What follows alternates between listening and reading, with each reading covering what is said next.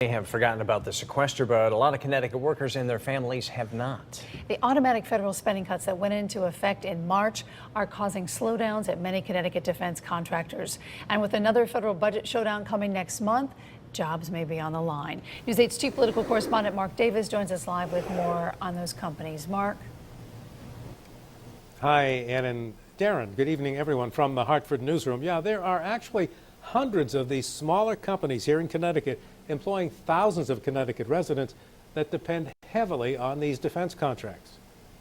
Workers at this Connecticut company are making the same kind of microscopic circuitry found in devices you probably use every day, like cell phones, GPS, and Wi-Fi modems.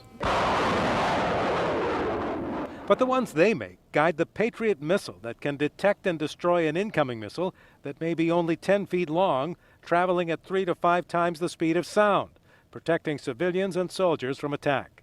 Our parts are used in the ground radar that guides finds the target and guides the missile. But while the market for cell phones and GPS devices appears to be steady, orders for the more sophisticated circuits they make here at Phonon Corporation are dropping because of the sequester, the automatic government spending cutbacks that went into effect back in March.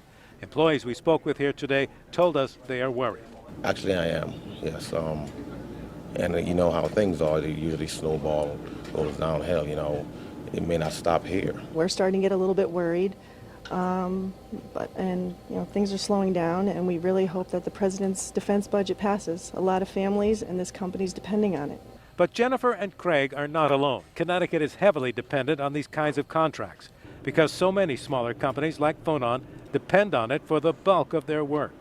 Senator Dick Blumenthal came here today to get a picture from the big bosses about what it would mean if they continue to lose orders. There are hundreds of these companies that are, in essence, suppliers of parts, components, vital to weapons platforms that are essential to our national security.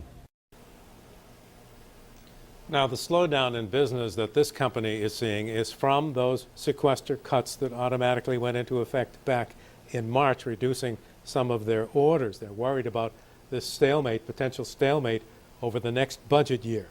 Senator Blumenthal says he's not against spending cuts. He just thinks this is not a smart cut. Live from the Hartford newsroom, Mark Davis, News 8.